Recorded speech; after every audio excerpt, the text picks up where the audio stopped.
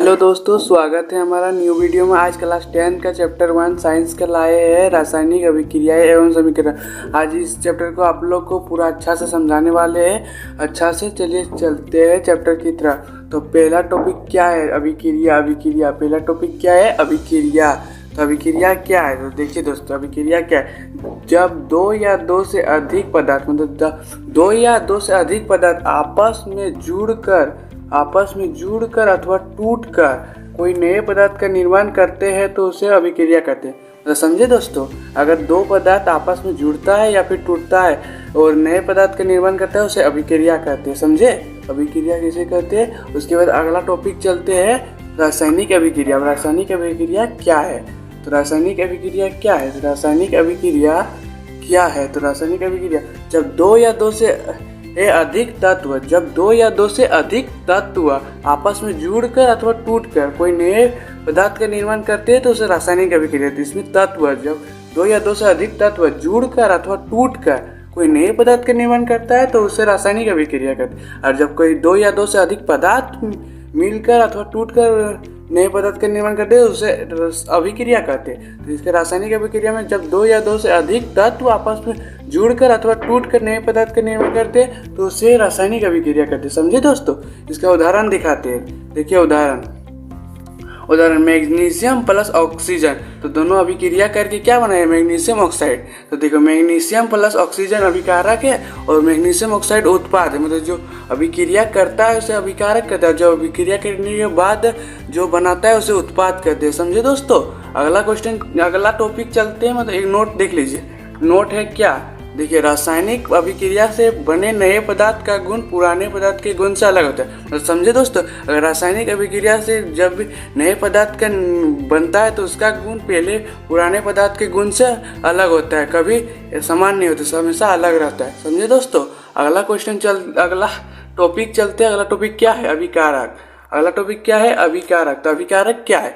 तो अभिकारक देखिए दोस्तों, रासायनिक अभिक्रिया में भाग लेने वाले सभी अभिकारक को कहा जाता है। तो देखिए, रासायनिक अभिक्रिया में जितना पदार्थ भाग लेता है उसे अभिकारक कहते हैं। तो समझे दोस्तों, रासायनिक अभिक्रिया हो रहा है उसमें जितना भाग लेने वाले सभी पदार्थों को अभिकारक कहते हैं। मतलब रासायनिक अभिक्रिया में भाग लेने वाले सभी पदार्थों को अभिकारक कहते हैं। समझे? अगला चलते हैं। अगला टॉपिक क्या है? उत्पाद। अगला टॉपिक क्या है? उत्पाद। उत्पाद क्या है? तो देखिए दोस्तों, रासायनिक अभिक्रिया के दौरान कुछ नए पदार्थ का निर्माण होता है। अवश्य है, अगर रासायनिक अभिक्रिया हो रहा है तो नए पदार्थ बनवे करेगा। इसीलिए रासायनिक अभिक्रिया में के दौरान नए पदार्थ का बनते हैं तो जिन्हें उत्पाद कहते हैं। रासायनिक अभिक्रिया के दौरान नए पदार्थ बनता है उसे उत्पाद कहते हैं। उत्पाद। समझे दोस्तों? अगर रासायनिक अभिक्रिया हो रहा है उससे नया पदार्थ बनता है तो उसे उत्पाद कहते हैं। क्या कहते हैं? उत्पाद। अगला टॉपिक चलते हैं। अगला टॉपिक, इसके एग्जाम्पल देख लीजिए। अभिकारक से पहले मैग्नीशियम प्लस ऑक्सीजन, ये अभिकारक है। ये अभिकारक में भाग लिया, इसीलिए मैग्नीशियम प्लस ऑक्सीजन क्या है? अभिकारक। और इधर देखिए मैग्नीशियम ऑक्साइड, ये क्रिया के बाद है, मतलब अभिक्रिया होने के बाद ये उत्पाद है। मैग्नीशियम ऑक्साइड क्या है? उत्पाद है। और ये क्या है? अभिकारक है, मैग्नीशियम प्लस ऑक्सीजन। अगला टॉपिक चलते हैं। अगला टॉपिक क्या है? अगला एक क्वेश्चन है। एक क्वेश्चन क्या है? मैग्नीशियम रिबन को वायु में जलाने से पहले मैग्नीशियम रिबन को साफ क्यों किया जाता है? तो देखिए मैग्नीशियम रिबन को वायु से जलाने से पहले साफ क्यों किया जाता है? तो देखिए इसका आंसर क्या है? इसका आंसर ये है, वायु में मैग्नीशियम रिबन को जलाने से पहले साफ किया जाता है क्योंकि मैग्नीशियम एक बहुत ही अभिक्रियाशील धातु है। मैग्नीशियम एक बहुत ही अभिक्रियाशील धातु है, जिसके कारण यह ऑक्सीजन के साथ अभिक्रिया करके मैग्नीशियम ऑक्साइड की एक परत बना लेती है। समझे दोस्तों? ये मैग्नीशियम रिबन वायुमंडल से ऑक्सीजन के साथ अभिक्रिया करके मैग्नीशियम ऑक्साइड बना के एक परत बना लेती है जिसे हटाना, देखिए दोस्तों, जिसे हटाना आवश्यक होता है। मतलब इसको हटाना आवश्यक होता है, इसी कारण इसे वायु में जलाने से पहले इसे साफ किया जाता है। समझे दोस्तों? इसीलिए इसका वायु में जलाने से पहले साफ किया जाता है। और इससे धूल कण भी हट जाते हैं। मतलब मैग्नीशियम रिबन को साफ करते हैं तो मैग्नीशियम ऑक्साइड की परत तो हट ही जाता है और साथ में धूल कण भी हट जाता है। देखिए इसके डायग्राम में दिखाया गया है। देखिए यहाँ पर देखिए ये है मोमबत्ती, ये मैग्नीशियम रिबन है और ये सफ़ेद चिनगारियाँ है जो निकल रहा है, जला रहा है। तो इसको साफ करके जलाया तब चिनगारी सब निकल रहा है सफ़ेद। ये मैग्नीशियम रिबन है और ये मोमबत्ती है। तो magnesium plus oxygen magnesium oxide बनाता है। ये मैग्नीशियम ऑक्सीजन के साथ अभिक्रिया मैग्नीशियम ऑक्साइड, इसको 2 क्यों लगाए ये बाद में बताएंगे। संतुलित कैसे किया जाता है ये अगला टॉपिक में बता देंगे।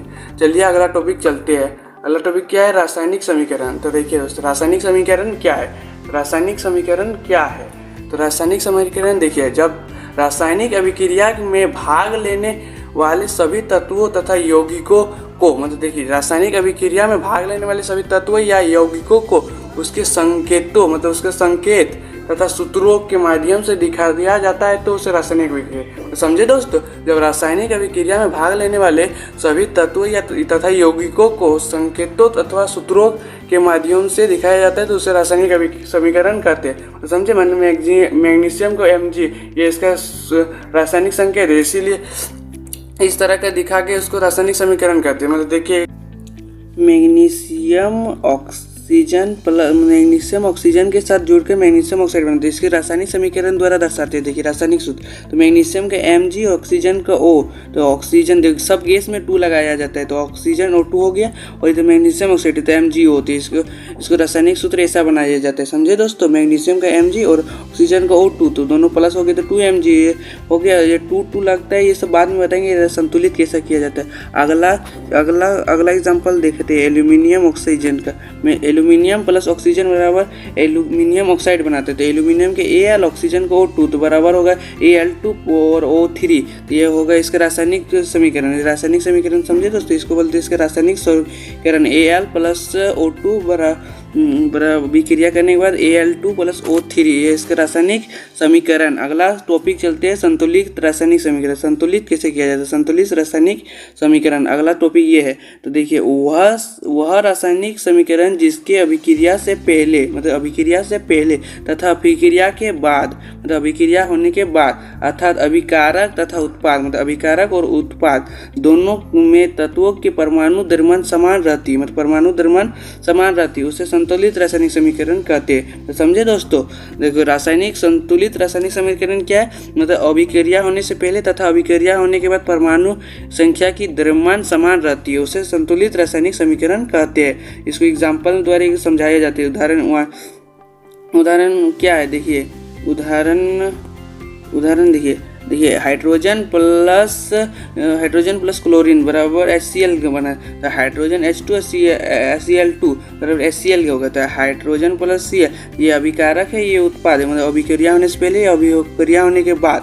तो देखिए अभिक्रिया होने के पहले, अभिक्रिया होने के बाद, तो हाइड्रोजन कितना है 1, 2 × 1, देखिए हाइड्रोजन कितना है 2 ठो, तो इसीलिए 2 × 1, और क्लोरीन गैस कितना है, तो क्लोरीन है 2, तो क्लोरीन का मान होता है 35.5 और गुना 2, ये समझे दोस्तों। दोनों को जोड़ेंगे तो आएगा 73 ग्राम। और इधर देखिए, इधर HCl है ना, तो HCl का हाइड्रोजन 1 प्लस क्लोरीन 35.5, इसीलिए इसको 2 से गुना किए, तो ये बराबर करने के लिए इधर 73 ग्राम आ गया। मतलब इसका संतुलित करने के लिए उसका आगे कुछ निश्चित संख्या को लगाया जाता है, जिससे दोनों तरफ परमाणु द्रव्यमान समान होना चाहिए। इससे रासायनिक संतुलित समीकरण कहते हैं। इसे संतुलित रासायनिक समीकरण कहते हैं। समझे दोस्तों, मतलब दोनों तरफ अब कुछ निश्चित संख्या को लगाकर समीकरण को संतुलित किया जाता है, इसे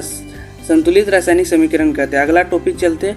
अगला टॉपिक में एग्जांपल देखिए, जैसे Mg मैग्नीशियम प्लस क्लोरीन बराबर MgCl2, तो मैग्नीशियम का 24, Cl2 का 35.5 गुना 2, दोनों को जोड़ेंगे तो 95 ग्राम। इधर भी आना चाहिए 24 प्लस 35.5 गुना 2, तो दोनों को जोड़ेंगे तो 95। ये संतुलित रासायनिक समीकरण है। अगला एग्जांपल ये सब देखिए, ये AlO2, तो इधर Al2O3, तो ऑक्सीजन इधर 3 है, तो इधर भी ऑक्सीजन 3 करना पड़ेगा, इसीलिए इसके आगे 3 लगाए। इसका Al2, इधर एल्यूमिनियम 4 है, तो इधर भी 4 करना, इसीलिए इसके आगे 2 लगाए, इसीलिए एल्यूमिनियम को संतुलित किया गया है। इस तरह संतुलित किया, कुछ निश्चित संख्या को लगाकर रासायनिक समीकरण को संतुलित किया जाता है। ये 2 और एग्जाम्पल है, आप लोग देख लीजिएगा। हम अगला टॉपिक चलते हैं। अगला टॉपिक क्या है, संतुलित करने की विधि, मतलब रासायनिक समीकरण संतुलित करने की विधि को हीट एवं ट्रायल विधि कहते हैं, मतलब हीट एंड ट्रायल विधि कहते हैं। क्या कहते हैं, हीट एंड ट्रायल विधि संतुलित करने के। चलिए अगला टॉपिक चलते हैं। हीट एंड ट्रायल विधि।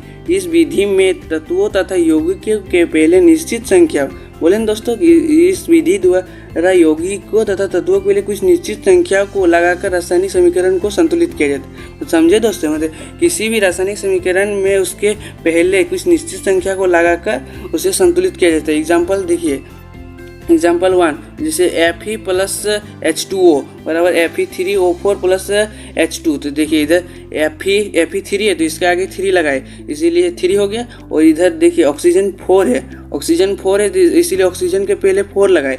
और इधर हाइड्रोजन कितना है, हाइड्रोजन इधर 8 है तो इधर भी 8 हो गया। देखिए 4 लगा, 4 2 जा 8, इधर गुना होता है इसीलिए इधर 8 होगा। इधर और एग्जाम्पल है, आप लोग देख लीजिए। चलिए दोस्तों, ये कैसा लगा वीडियो, ये पहला चैप्टर है, इतना ही आज बताएंगे। कैसा समझ में बिल्कुल आ गया चुका होगा। अब पार्ट 2 आएगा, इसका आगे टॉपिक सब पढ़ा लेंगे, ठीक है। तो अच्छा से सब्सक्राइब कर लीजिए इस चैनल में। अब रेगुलर वीडियो आएगा क्लास 10 का, अब क्लास 10 का रेगुलर वीडियो होगा। अब ये आप लोगों को पढ़ने में कैसे लगा, पहला चैप्टर रासायनिक अभिक्रिया एवं समीकरण बिल्कुल अच्छा समझ में आ गया होगा। चलिए दोस्तों, ठीक है।